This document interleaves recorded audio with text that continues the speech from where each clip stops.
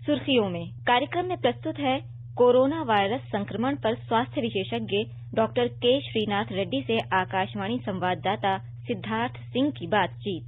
Doctor Reddy, पिछले 24 घंटों के दौरान देश में 56,000 से अधिक लोग कोरोना संक्रमण से ठीक हुए हैं, जो कि अपने आप में एक रिकॉर्ड है। स्वास्थ्य मंत्रालय ने बताया है कि अब तक 16 लाख से अधिक व्यक्ति संक्रमण से ठीक हो चुके हैं। स्वस्थ होने वालों की दर भी 70% से अधिक हो गई है। डॉक्टर रेड्डी, इस समय कोरोना की वैक्सीन को लेकर बहुत चर्चा चल रही है। रूस ने भी दावा किया है कि उसने इसकी वैक्सीन बना ली है। अगर हम अपने देश की बात करें तो हम ये कह रहे हैं कि बहुत सारी वैक्सीन फेज 1 और फेज 2 के ट्रायल्स यहाँ पे चल रहे हैं। तो अभी क्या ताजा स्थिति आप वैक्सीन को लेकर देखते हैं? देखिए कि वैक्सीन के बारे में कुछ चीजें मैं बताना चाहता हूँ। वैक्सीन ये वायरस का जो प्रोटीन होता है उन प्रोटीन के द्वारा बनाया जाता है, पूरा वायरस के साथ नहीं। वो प्रोटीन के खिलाफ हमारे शरीर में जो एंटीबॉडीज पैदा होते हैं, क्या असली वायरस जब हमारे पास पहुंचेगा तो उसको रोक पाते हैं या नहीं, वो वैक्सीन द्वारा बने हुए एंटीबॉडीज। इसमें हमें 3 चीजें देखना जरूरी होता है। एक तो क्या ये वैक्सीन सही मायने में शक्तिवान है, मतलब वो वायरस को रोकने में, और दूसरा क्या वैक्सीन से कोई खतरा तो नहीं, और तीसरा कितने दिन तक, कितने महीने तक, कितने सालों तक ये वैक्सीन का प्रभाव रहेगा वायरस से बचाने के लिए। तो ये तीनों चीजों का हमें जांच करना बिल्कुल आवश्यक है। खास करके पहले 2 चीजों का तो पहले ही पता चलाना बिल्कुल आवश्यक है। तीसरा, किस हद तक, कितने सालों तक वैक्सीन का प्रभाव रहेगा, वो बाद में पता चले। मगर इसलिए कि वैक्सीन असली वायरस से नहीं बनता, वैक्सीन वायरस के कुछ हिस्सों से बनता है। तो कभी कभी ऐसा होता है कि हमारे शरीर में जो वो वैक्सीन के हिस्सों में, वायरस के हिस्सों के खिलाफ जो एंटीबॉडीज बनते हैं, वो असली वायरस के खिलाफ काम नहीं कर पाते। खाली वो वायरस के हिस्सों को पहचानते हैं, पूरा वायरस को नहीं पहचानते हैं, तो तब वैक्सीन फेल हो जाता है। वैक्सीन में मामूली छोटे मोटे साइड इफेक्ट कभी हो जाते हैं, मगर कभी कभी कुछ वैक्सीन में बहुत ज्यादा खतरा इसलिए हो जाता है कि वैक्सीन खुद शरीर में इतना ज्यादा प्रतिक्रिया करती है, इम्यूनिटी पैदा करती है कि वो हमारे शरीर के खिलाफ ही काम करने लग जाता है। वो अक्सर नहीं होता, मगर कुछ वैक्सीन के साथ ये पाया गया है। तो ये दोनों चीजों देखने के लिए एक बड़ा ट्रायल करना पड़ता है। अलग अलग स्टेजेस में ट्रायल्स होते हैं, मगर सबसे बड़ा ट्रायल हम फेज 3 ट्रायल करते हैं। जब तक वो ट्रायल पूरा खत्म नहीं होता तो ये वैक्सीन का काबिलियत कितना है वायरस को रोकने में और उसका सेफ्टी कितना है, ये दोनों चीजों देखने के लिए वो ट्रायल करना बिल्कुल आवश्यक है। किसी वैक्सीन का फेज 3 ट्रायल अभी खत्म नहीं हुआ दुनिया भर में, तो इसलिए कहना मुश्किल है कि कौन सा वैक्सीन सफल होगा, कब तक निकलेगा। उम्मीद है कि कुछ महीनों में कोई असली अच्छा वैक्सीन निकलेगा। बिल्कुल डॉक्टर रेड्डी, जैसा कि आपने बताया कि ज्यादातर वैक्सीन अपने फेज 1, फेज 2 और फेज 3 के ट्रायल में हैं और अभी काफी वक्त लगना है, क्योंकि जब तक पूरी तरह से ये संतुष्टि नहीं हो जाती कि ये वैक्सीन पूरी तरह से प्रभावशाली है, तब तक इसका लोगों के ऊपर इसे नहीं मासेस में लगाया जा सकता।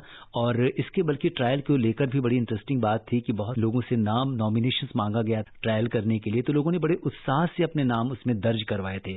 जी, क्योंकि ये वैक्सीन हेल्थी लोगों में दी जाती है, तो वॉलंटियर्स को लेना बिल्कुल आवश्यक है। जो लोग अपनी इच्छा से इस प्रकार का वैक्सीन ट्रायल में शामिल होना चाहते हैं, तो उनका स्वागत किया जाता है। तो ये बड़ी अच्छी बात है कि कई सारे वॉलंटियर्स सामने आए और ये वैक्सीन के ट्रायल में भाग लेकर एक तरीके से पूरा दुनिया को वो मदद करना चाहते हैं।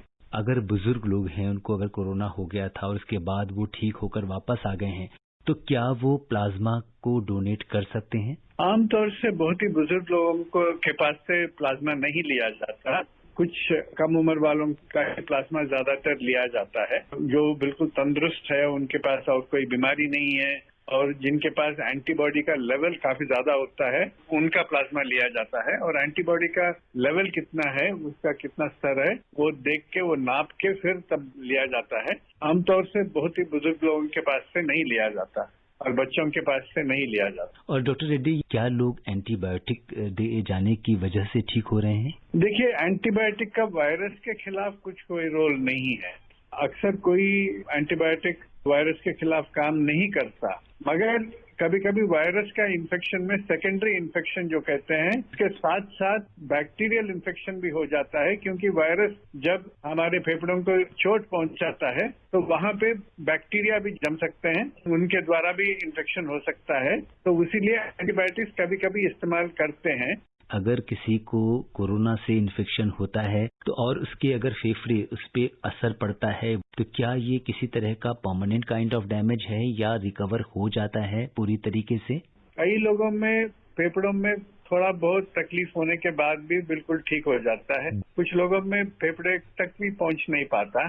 कुछ लोग ऐसे हैं जहां पे फेफड़ों में काफी ज्यादा प्रॉब्लम हो जाता है और वहां पे काफी खराबी होने के बाद कुछ आगे चल के भी उसके लक्षण नजर आते हैं और कुछ महीनों बाद भी कुछ एक्सरे वगैरह में या क्लिनिकली जांच करने में कुछ फेफड़े का डैमेज पता चल जाता है कि फेफड़े में खराबी अभी भी है। कई लोग ऐसे हैं जिनको कोई बगैर नुकसान के बिल्कुल ठीक हो जाते हैं। तो ये देखना जरूरी है कि किस प्रकार का नुकसान हुआ बीमारी के दौरान और बीमारी के बाद में कितना जल्दी से वो ठीक हो गए हैं और उसके बाद में एक्सरे वगैरह में अभी कोई नुकसान अभी नजर आ रहा है या नहीं नजर आ रहा है, वो देखने वाली बात है। अलग अलग लोगों में अलग अलग असर हो रहा है इस वायरस का। डॉक्टर साहब, जैसे स्कूल अगर खुलेंगे आगे आने वाले समय में तो बच्चों को किस तरह का खतरा हो सकता है, तो कितना जरूरी है स्कूल को बंद रखना?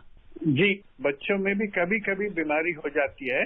बहुत ज्यादा घातक बीमारी नहीं होती और जल्दी ही ठीक हो जाते हैं। और कुछ ही लोगों में बहुत ही कम मात्रा में ज्यादा बीमारी का लक्षण नजर आए हैं, वो भी खास करके वायरस के वजह से नहीं, वायरस के प्रति हमारे शरीर में जो इम्यूनिटी का रिएक्शन होता है उसके वजह से कुछ बच्चों में कुछ अलग तरीके का बीमारी भी नजर आया है। ये बहुत ही कम बच्चों में हुआ है। कई सारे बच्चों में जो हुआ है बीमारी के लक्षण या तो नजर नहीं आए या बहुत जल्दी ठीक हो गए हैं। 2 साल के ऊपर बच्चों को भी मास्क पहनाना चाहिए, खास करके जब वो बाहर जाते हैं, और बहुत नजदीक से ना खेलें, दूर से ही खेलें और हाथ बिल्कुल अक्सर साफ रखें।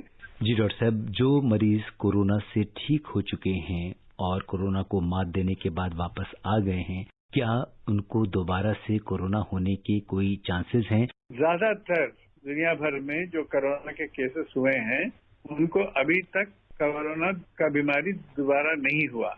बहुत ही कम लोग ऐसे हैं जिनके ऊपर एक विश्वास के साथ कहा जा सकता है कि हाँ, उनको कोरोना हुआ था, वो ठीक हो गए। ज्यादातर ऐसे लोग हैं जिनके ऊपर दोबारा कोरोना का असर नहीं पड़ा। मगर अभी भी कहना मुश्किल है क्योंकि यह नया वायरस है, महीनों से ही चल रहा है दुनिया भर में। तो अभी कहना मुश्किल है कि कितने महीनों तक ये इम्यूनिटी रहेगा।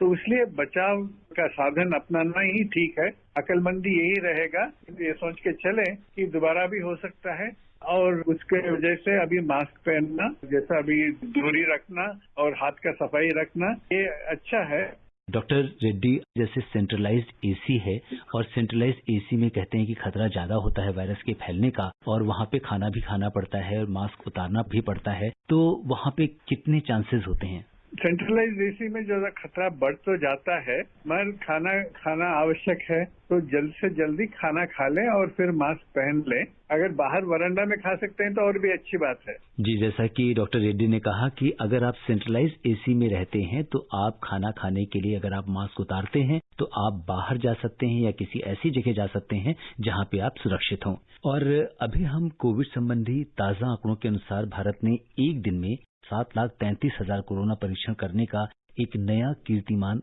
कायम किया है और इसे मिलाकर देश में अभी तक 2 करोड़ 60 लाख से अधिक सैंपल्स की जांच की जा चुकी है। और अगर हम इसको देखें कि प्रति 10 लाख आबादी पर तो 18,852 नमूने की जांच जो है वो उपलब्धि हासिल की है।